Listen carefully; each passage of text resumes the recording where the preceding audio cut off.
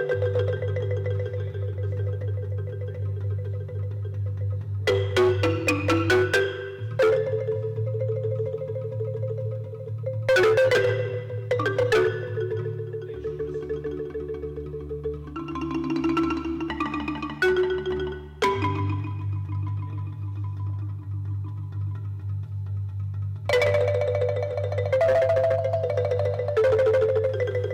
to today's RUC People. I'm delighted to be joined by Barbara Ennis, who is a very friendly, smiling face known to many of us at RUC and has been coming for some time. Many years. And yes, Barbara and I often have a giggle about her punctuality or lack thereof, but... Absolute lack thereof. Great to have you with us today, Barbara. Oh, thank you, Russell. It's very flattering to find myself here. Oh. Excellent. Well, Barbara, I know you've got a rich and fascinating story, and I think it traces back to the Eastern Cape, if I'm not mistaken. So just tell us a little bit about where it all started for you and your family and something of your background. I was born in East London of Scottish genetic parentage. My mother was actually from Scotland, and my father was first generation South African Scot, I suppose you'd call him. And his father had started an engineering business in East London called Macintosh and Innes, and they did all sorts of things. I think there was a blacksmith at one point, but they did sand casting, and all over East London when I was growing up were manhole covers with Macintosh and Innes on them, and bench supports and also in cast iron. So that was quite fun. And I was born there, went to school there, and...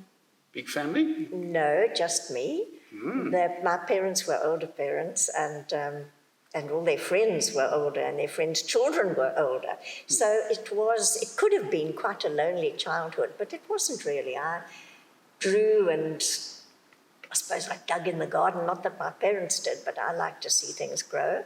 And I was very involved in church things also. Yeah. What kind of church? It was St. George's Presbyterian Church, Main Road, Oxford Street, East London.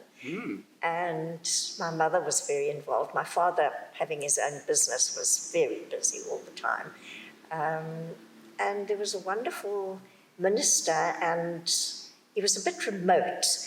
He'd been wounded in World War I and had a plate in his head, Alfred McRobert. But he was very dedicated, and his wife was extraordinary. She did everything. She did photography, she painted, she gardened, she produced players for the Sunday school. My mother was involved with that as well. And my mother in Scotland had started off as a bookkeeper, but took up what was called elocution. And she taught elocution in Glasgow. I see. And yes. I think you might have reaped some of the benefits. You speak very beautifully as well, Barbara. Well, I always think I've got this shrill voice and that I hate hearing myself on recordings. We'll hear that. Oh, that's very kind of you. My goodness. Yeah. And so we did a lot. Every year they had what was it called, an arts and crafts festival, and we did miniature gardens, and we designed things, and we made pictures, and we sang. I can't sing, but we sang, and we recited, and we got book prizes, and we were immensely involved. And the manse was like a second home to me. Oh, and she had animals, lots of animals. So I was permanently playing with the McRoberts animals. Yeah, it was great fun. Well, that sounds to me like that was the seed of some of the loves of your life for many years to come, with art and with animals. I think that she had an enormous influence. My cousin, who now lives in London, grew up with me in East London, and he says he became an architect. And when I go over to visit, we talk about what the huge influence the McRoberts had on our lives. It was quite extraordinary. And if the parents went away, I would go and sleep overnight at the McRoberts. I'd always have a cat or a dog in my bed. Wonderful. Yeah, it was fun. Yeah. Okay, so you did your schooling in East London, like primary and secondary? That's right, yes. Okay. And were they happy years? Were you a good student? Did you enjoy school? I think I was quite a good student. I was terribly forgetful. In junior school, I came across a note from the headmistress to my mother saying, "Are you aware that Barbara does not do her homework?" And I was horrified to find this. I don't remember not doing my homework, but I do remember forgetting things a lot. It's a wonderful sentence. I do remember forgetting things. Oh dear. And then I became a good student eventually in high school. In fact, it was just as well I did, because I was absolutely useless at sport. Any contact between bat and ball was completely beyond me. And those were the things that were admired. You know, your ability to pass an exam was not important. I see. Yeah. Anyway, one survived. So did you have a sense of where you wanted to go after school? No. The only thing I was any good at was passing exams. So I thought I'd better go to university, which I duly did. And I did art, of course, and history, because I had always liked history. Although I think I was perhaps the only person in my class who did. I realised later everybody else thought the history teacher was immensely boring. But I just loved it. I loved the patterns and the way things worked out, and she let me design houses all the way through history. She knew that I was listening, so she just didn't stop me. And I was always sitting in front because I couldn't see, couldn't hear, you know. I was a nerd of the first order. Excellent. So your interest in art, was that drawing, painting, sculpting, what kind of things? I hadn't ever, well, I suppose as a child we played with plasticine and things, but not clay. It was drawing mostly. I spent my life drawing. Not terribly well. I discovered when I did art at school, and my parents allowed me to, which meant I had to give up Latin, which was a pity, because that meant I had to do maths. And that was very good for my strength of backbone, I think. Because after, we had a very gifted teacher quite early on, and I remember thinking, hey, I can do algebra. And she left. And after that, I could always do geometry. I liked geometry, but trig and algebra with a new teacher who was a first-time teacher who understood everything but couldn't understand how the rest of us didn't. Yeah, so that was a trial of a trial of character, I think. But one hung in there. Yeah, and so I did art at school. Excuse me. Then went to Rhodes. You went to Rhodes and studied art and history. Yes. And how were the Rhodes years? Did you enjoy Oh, that? I loved them. They were such fun. I was still a terrible nerd. I really was. I loved my work. And I worked very hard. I think I could have had more fun if I'd put my mind to it. But I was so aware of perhaps not being good enough. You know, the imposter syndrome is alive and well. Yeah.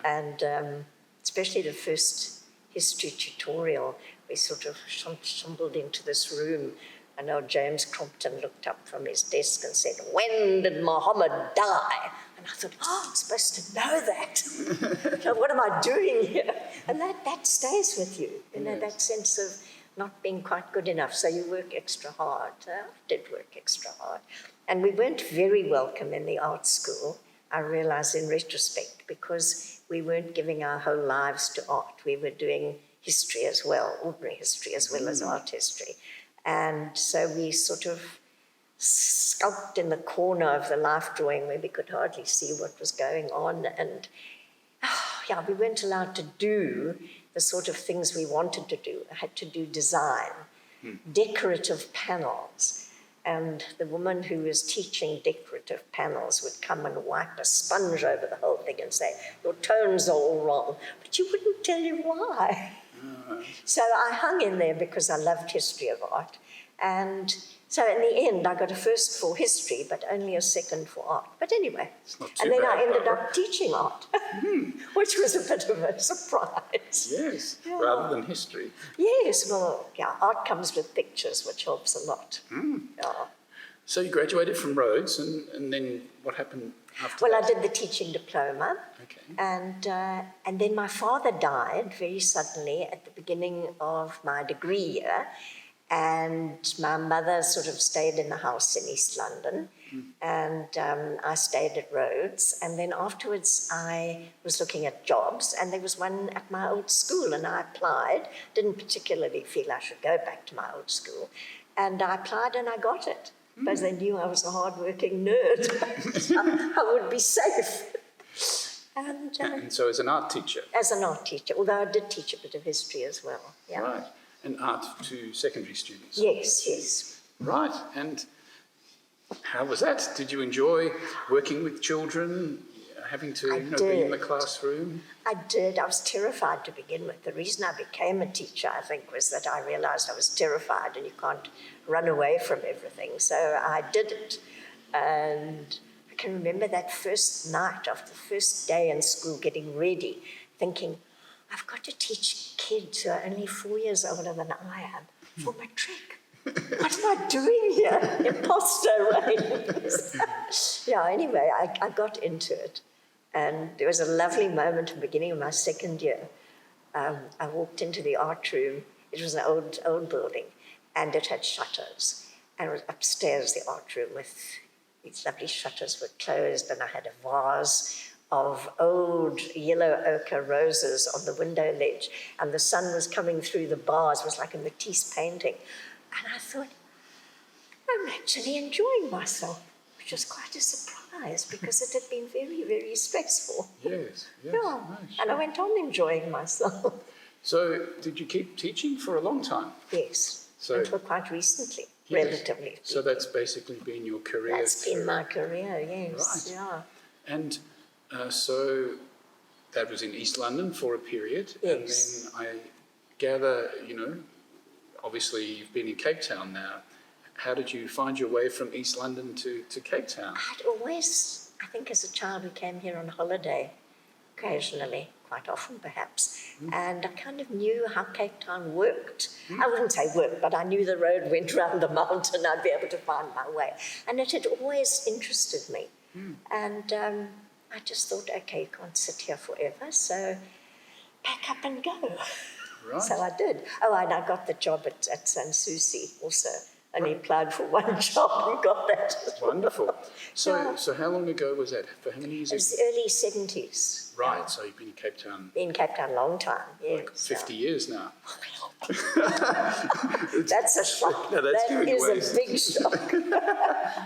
Okay, so boy, that must have been a big move for you. I mean, It was. How was that for you? Leaving home, family, East London, your school, Difficult. where you both studied and taught, Yeah. coming to a whole new city. Did you know people here? Did you have family? I had one very good friend from varsity here, which was great. And to find my way, I moved into, I don't think they exist anymore, a residential hotel known as the Grote Skuur, which we soon called the Grot. And I had such fun at the Grot. Everybody, I think all the young people who were there were younger than I was. And I had come from a relationship in East London where we'd been going to, the guy I was going out with was much older than I was, and we would go to sort of arts balls and things. You'd go to movies in your little silver shoes and your dangly earrings. Earrings? Those were the days. And I came to the Grot and we went to movies in jeans. It was so exciting. Outrageous. Absolutely, and we had a lot of fun. Every weekend, because we were living in a hotel, our food was more or less looked after, at least 1 meal, 2 meals a day. Right. And so we used to go off every weekend exploring, and it was great fun. I loved it. I really felt as though this whole weight of East London was lifted off my shoulders, and I relived a sort of youth. Yes. Phony, of course, totally phony. You hope nobody would ever find out how old you were. Excellent. So when you moved to Cape Town, did you have a sense that this was a permanent thing, or was it like a trial? I'll go for 2 years. I think always a trial. I think somebody once said to me, you always leave an escape route open, and I thought, you're dead right, I do, yes. So I didn't expect to be here forever, but here I am. And did any of your other family move in this way? I think my mother thought it might be a good idea, but she was so involved in East London. After my dad died, she never drove before, But she learned, in fact, we learned to drive together. Oh, really? And all we did was wear out a clutch in my father's car. Yeah, so she had learned to drive, and she was always very involved in all sorts of things, NCW, and she was on this committee and that committee, and she was one of the managers in the church. What are they called? Not the elders, the other ones. Anyway, it's the sort of managing committee. And it would have been terrible for her to move, I think. Yes. Because she was so knitted into that community. Yeah. So she stayed in East London, and I used to drive backwards and forwards. And, Yeah, sure. And so you arrived to a job at I did, Sanssouci, yes. just up here in England. Yes. And how was that? That was a shock.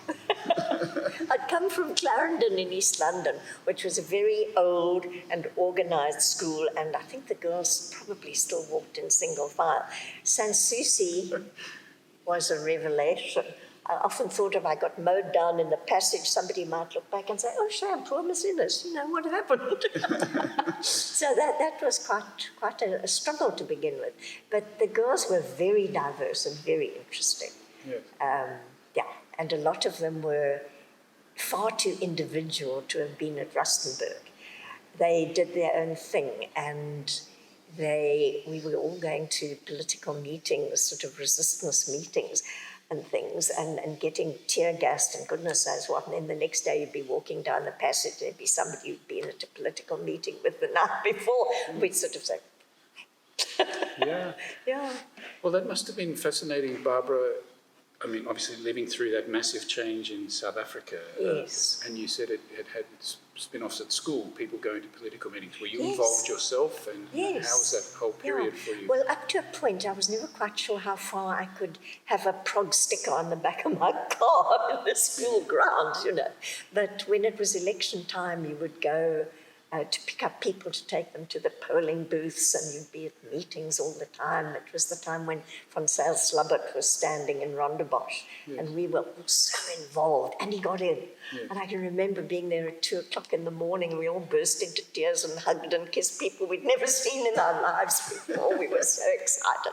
We thought this was a big change that was going to happen. Yeah, well, dream on, but anyway. Well, yeah. Yeah. Wonderful.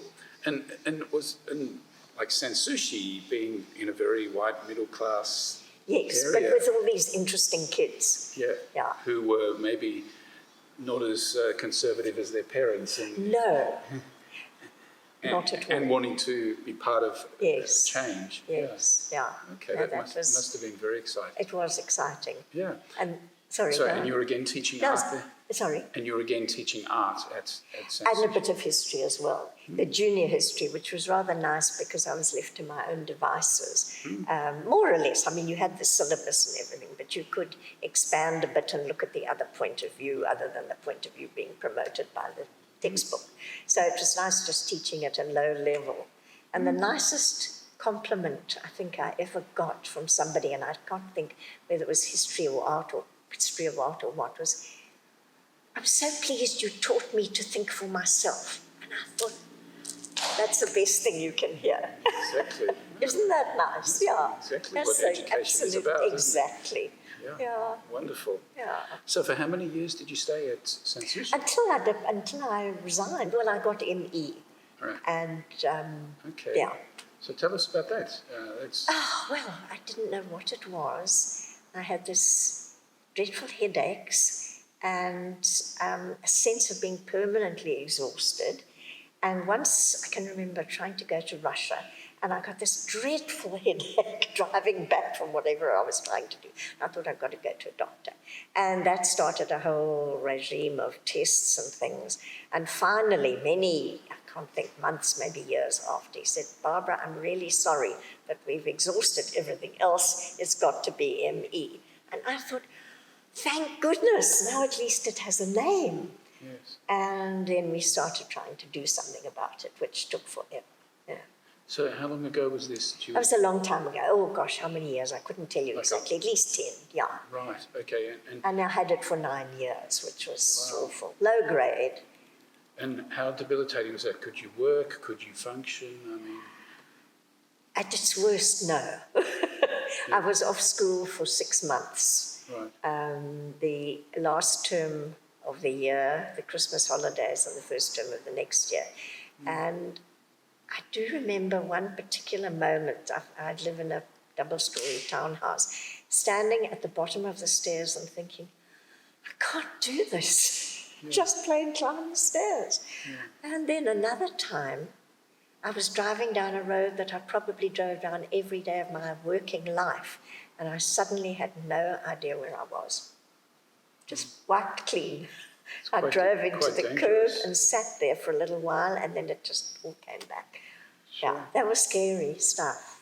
And you said you had it for 9 years. Did it sort of just pass of its own volition, or did you have, was there particular treatment that cured you? At one point, my dear doctor, who never accused me of malingering, he was Ian Proudfoot. What a nice guy, my GP. He was so involved and helpful. And I went off to a dietitian and got put on some, what was it called? The Candida diet. And she also put me onto a regime of vitamins and things, so I stuck with those. I still take them, ones I can still get. And we tried injections of B12 and magnesium and all sorts of things. And I think it was diet and rest, essentially. Right. Yeah, rest. And then when I went back to school, they offered to let me work part-time, and I was allowed, I thought this was so kind of them, I was allowed to contract somebody and pay them to teach the Standard 6 history for me. So all I had to do was teach the art, which was enough. And then the system changed a bit, and the headmistress called me and said, we can't do this anymore. You'll have to take on the whole load or else take the package. So I took the package. And then they said, but won't you come back as a governing body post? So I said, oh, that would be nice. And that was just art. Yeah. Okay. So that was really nice. And the syllabus was changing, so I was able to do all the research that was necessary and do it properly, which I'm rather a perfectionist, If it's worth doing, it's worth overdoing. So I had time to do things properly, which was terrific. Yeah. Excellent. And Barbara, apart from teaching art, did you have your own art just for fun? There wasn't time. Yeah. Because when there was no textbook in those days, I don't know about now, and so you wrote the notes for the kids. Right. So if I went to your house, I'm not going to find loads of your own paintings. You're going to find lots of paintings, but not mine, no.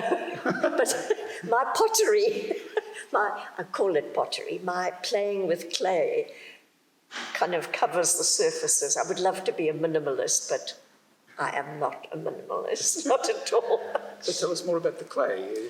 I started that, I thought when I retired, I hate that word retired, when I stopped teaching, I was going to paint all the things I'd been waiting to paint but never had time to do.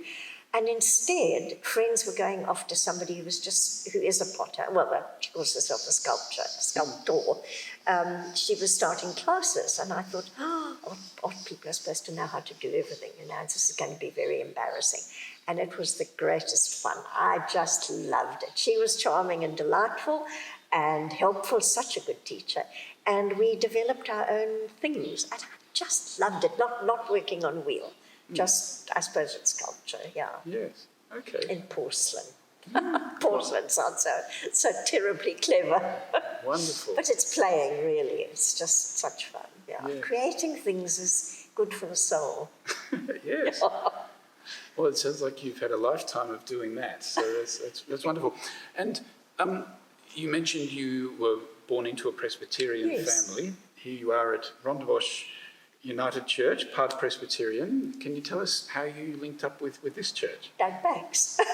Really? Of course. Okay. I knew Doug from way back when. We overlapped. Did we overlap at varsity? I'm not sure. But when I was at school in East London, the youth fellowship, the Tokoloks used to come from Rhodes, and he was one of them. And we used to have these Easter camps, and I made a Christian commitment at one of those camps. And then, of course, we were in East London, and we got a new minister at St. George's who rather killed off the youth fellowship. So, I think he wanted us to sit in the vestry on Sunday nights instead of having fun on Friday nights. So we rather got killed off there. And then Rob Robertson started the multiracial church in North End, East London. okay, So that's where I slotted in. right. And that was wonderful. He was an extraordinary human being.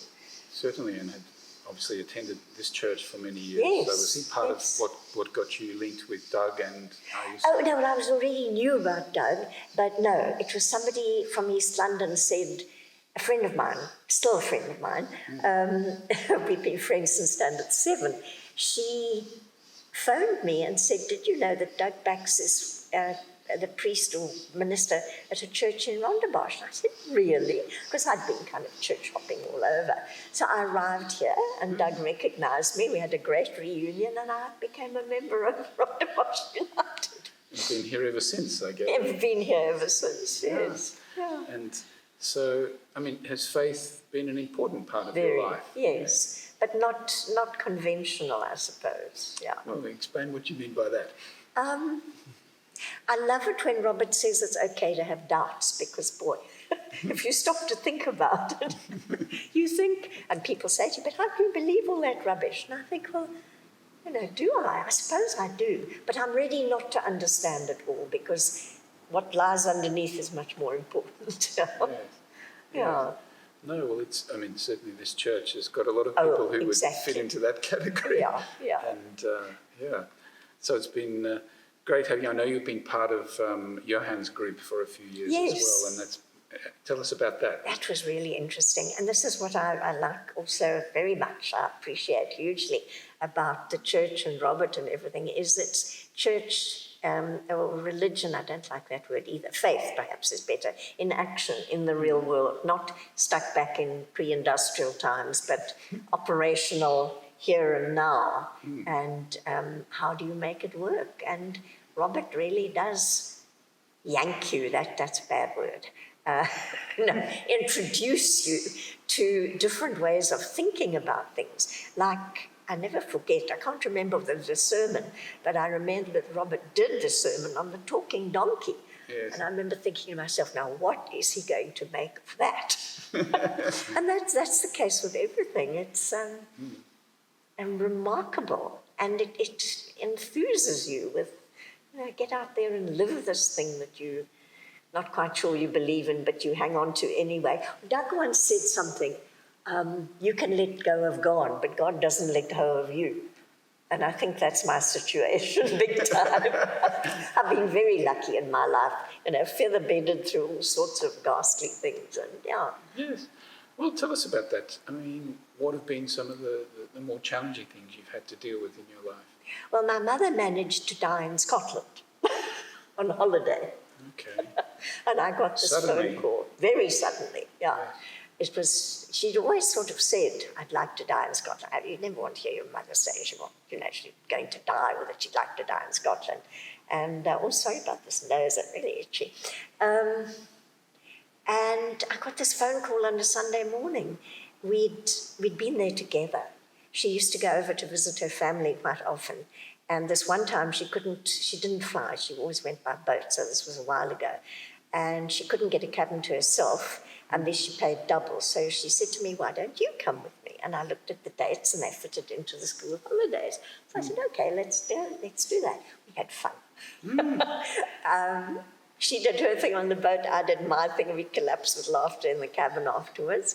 And then in Scotland in the UK, we ran around like a couple of lunatics, sort of buying raisins at slot machines on station platforms. And then she came down. I had to come back. I had to fly back. She came back to Heathrow with me. We said goodbye. It was the last time I saw her. Excuse me. Yeah. Okay. And a couple of weeks later, on a Sunday morning, I got this phone call from my poor aunt who said, Barbara, your mother's very ill. And I said, okay, take a deep breath. What's the problem? And she said, Barbara, she died. And then I sat in my little flat in Newlands thinking, oopsie, now what? Yeah, that was not fun. And honestly, God was in action there all the way through. The most astonishing, I felt as though I was really feather-bedded through these ghastly experiences, going back to Scotland, bringing her ashes back, memorial service at St George's, because she was very well known in East London. Yes. And and that was quite remarkable, actually. Yeah. And the way it all happened, she actually wrote me a letter that morning before she died. Wow. Yeah, saying she was sitting up in bed looking out in my her brother's house at Clocaton Bay, where they'd spent their childhood holidays. And she was looking out at the sea and hadn't felt better for ages. I didn't know that she felt ill. And I got this amazing letter after she died. Yes. And I thought, well, thank you, God. That's that's good. It's very, very timely. Very timely. Yeah. Wonderful. And you mentioned you had a pretty traumatic experience. Oh, the burglary, yeah. I'll try and keep this one short. I was packing up the art room and staying at school very, very late because I was due to go on holiday and somebody else was coming in to teach. And somebody must have noticed that I was coming back really late. And I got home, made some tea, went upstairs, looked around my bedroom and thought, now, wait a minute, I didn't leave it in such a mess, I'm not exactly tidy. And then I discovered that I'd had a burglary and nobody could figure out how the guy had got in. So that was it. And a little while later, what happened next? Oh, yes, I woke up in the middle of the night. A cat was sleeping on my bed and it growled and woke me up. I've never heard a cat growl before. And there was somebody in my bedroom upstairs, this big dark shape. And I lay there and thought, now what? And then from under the duvet came this voice, my teacher's voice, saying, you had better leave now. And he got a fright. And that's how we knew how they got in. He put his arms around the window, the window frame, put his legs out and dropped down onto the patio down below. This was upstairs. And there weren't burglar bars on the window. And I had an alarm, but it had broken and I hadn't been able to get anybody to come and fix it. Right. So he had come back. And I phoned the police and they obviously didn't take me seriously. Somebody was in my bedroom, etc., etc. And then he came back the next morning. And I had opened the door for the cat, the sliding door for the cat. And once again, the cat got all bristly in my bedroom and looked out, and I saw this shadow on the landing, and I thought it was another cat. So I walked outside, and there was this guy jumping around. Oh, goodness. Yeah.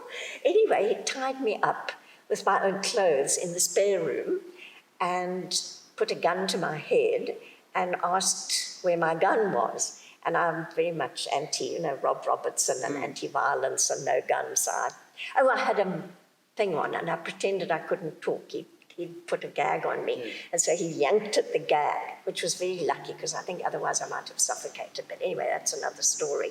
And so I was able to say, don't be funny. And I was being feisty still at that point. Anyhow, he asked where the car keys were, and for once I knew. So he went off downstairs, and I managed to get loose. I got my hands loose, and I thought if I jump into my bedroom, I can get to the phone. So I was bunny hopping through to the bedroom and tried to close the door, but he got there before me and pushed the door open and then tied me to the mattress on my own bed. Yeah, oh dear me. Anyhow, he put a pillowcase over my head, and I thought, now, why has he done that? And I thought, my goodness, he's forgotten that he was as close to me as I am to you. And so I thought, okay, now you just pretend you're dead or you fainted or something. So I had a very sentimental ring on my finger and I had to allow him to pull it off because I was tied up like this. So he didn't get this ring, but he got the ring on this hand. And then he went off eventually, cleared out the whole house, put everything into the car, which was in the walk-in garage, and then drove off with all my belongings in my car. Never to be seen again? The police, I was able to pull myself up the bed and get to the phone and call the police. And I was still tied to the mattress when they arrived. I imagined myself going down the stairs, bringing the mattress behind me, but I didn't have to. I didn't have to. After that, nothing much came of it. Sometime later, the police found people in my car without lights on and chased it off the road. And so I got the car back, but not in a good state. And in the car was somebody wearing a necklace that had belonged to my mother and my cell phone. That was all. My goodness. Yeah, anyway. That must have been survived. pretty traumatic. It was awful, yeah. And at some point on the staircase, we got into a scuffle. I think I was trying to order him out of the house before I got tied up. And he bit me on the nose. Oh, I had him by the short and curlies. I see. As hard as I could, grabbing the tracksuit. And he leaned forward and sank his teeth into my nose. Oh, I know, and I thought, you've got to laugh at things. I thought, this is a Tony Grogan cartoon, the two of us wrestling on the... I wasn't going to tell you that. Anyhow, and then I had to go and identify him. Oh, that took forever. I think I was supposed to bribe the guy, but that didn't occur to me that bribery was an option. And finally I phoned a lawyer, and in no time at all the lawyer had this thing lined up. And then they told me that I'd taken too long to identify him, so they couldn't hold him. So I thought, oh, okay, now I'm just giving up. I've done what I can. And then I actually felt...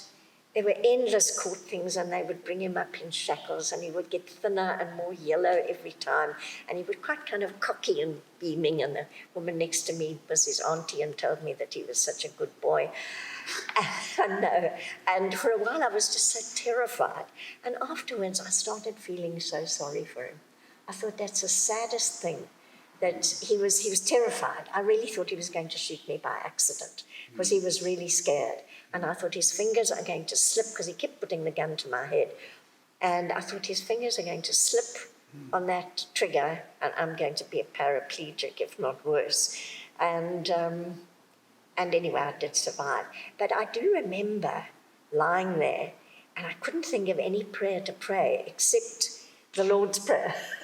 And that deliver us from evil has never been more significant than every time we pray it, I'm back there lying on that bed. And then forgive us as we forgive them that trespass against us. That took a while. I can imagine. But I do feel for that guy now, because what future did he have?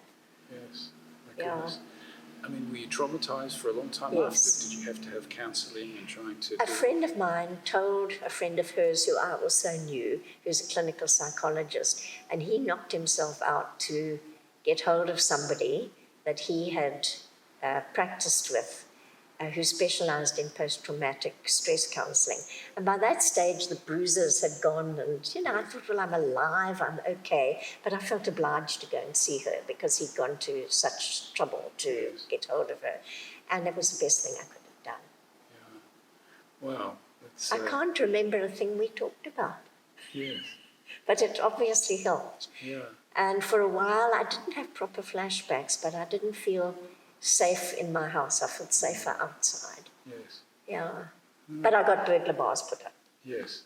And I had a burglar alarm reinstalled, and You mentioned your cat who gave the warning. It sounds like you've had feline companions for a lot of your life. Am I correct? Not as a child, because we lived on a hill with a very long... it was quite a big property, and it went from corner to corner on a hill, and a very permeable hedge, and my sensible parents thought that any animal was going to get out and get killed, as they did frequently.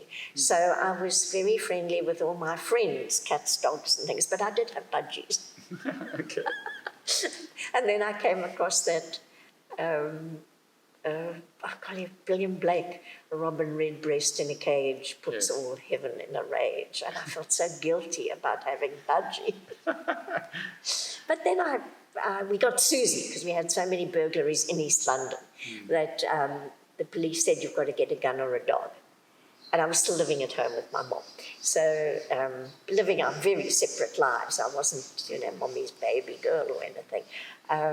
And so we got Susie. And Susie had her first burglary at 7 weeks, and then we had, 7 burglaries in 6 months. Oh, my goodness.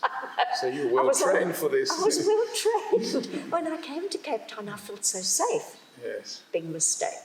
Anyway, how did we go? The dogs, yes. So Susie, my mum died. Susie came to live in Cape Town with me, which was rather nice. And then I started getting cats because people needed to find homes for them. So, yeah. So that was Cat Who Growled. Yeah. Okay, and you still have a cat for a friend now? We have, yeah, all the way through COVID. It was really nice having a cat. And then, as I said to you before, I was adopted by a cat from 2 doors down, which was very embarrassing because they loved it, but they were never at home, and he was just a baby. And he was lonely. And he used to come and yell at the door, and the minute you opened the sliding door, he would shoot him. Yeah. And then he would climb in windows. I'd be trying to push him out of windows in the rain, and he just didn't want to go home. It was very embarrassing. And in the end, they were emigrating, and he was supposed to go to her mother in Palm. And I said, well, maybe you should just leave him with me because he understands the place. He's crazy about my cat. My cat wasn't quite so enthusiastic. Yeah, my cat just shoot out a black leg and send him flying. But he perseveres. He's a sweet little thing. So I have 2 cats now. Yeah. Wonderful. And so, Barbara, what does life look like for you right now? You're retired. I mean, how do you spend your time? What's interesting and exciting in your life at the moment? I don't know if anybody would find it interesting and exciting. I should be painting the all-time South African masterpiece, but I'm not. I'm trying to clear out all the rubbish in my life. I've been here as an only child. I inherited everything from my parents, most of which I was able to dispose of, but I still have some boxes in the garage. And partly because of being an art teacher, you don't throw anything away. Also, if your parents lived through 2 world wars, which they did, you don't throw anything away without looking at it carefully to see if it could be of some use someday. Exactly. And if you've got a garage, it goes in the garage. So I'm trying to clear out stuff, which is not terribly, not terribly exciting, but yeah, that's got to be done. And other hobbies, interests? I dig in the garden endlessly. It's a tiny garden, which means that every leaf counts. Excellent. I'm surprised I've got any fingernails left. I've been rolling rocks around. What else do I do? Goodness, I read a lot. Yeah. What do you like reading? Anything. I'm busy with Yuval Noah Harari at the moment. What am I doing? 21 Lessons for the 21st Century. Not for your comfort, that one. I've read that one myself. You have, yes, you know what I'm talking about. And I like a well-written novel to get me down. And detective stories, I can even handle gore, as long as it's not in real life. And yeah, what do? I have friends, it's wonderful. And I watch these 2 cats interacting, which is fascinating. I do Sudoku. I've discovered Wordle. Have you got onto Wordle? I have not, yes. It's a time waster deluxe, yeah. Excellent. And crossword puzzles, which I never had time to do before. And what else do I do? I don't know. I don't have a maid or anything, so I'm supposed to be washing floors and vacuuming and stuff, which I do in an emergency, like if someone's coming to visit. Fabulous. Well, Barbara, it's been a delight to spend time chatting again. Russell, I've had fun. I was a nervous wreck, but actually you've made it very easy. Great. Well, thank you so much. And, such a pleasure. You're always a smiling face and someone who adds a lot of joy to this church. So thank you so much on behalf of everyone. How charming of you. Oh, my goodness, that is the best compliment. Thank you so much. It's been fun, as I said. It is fun. Cool.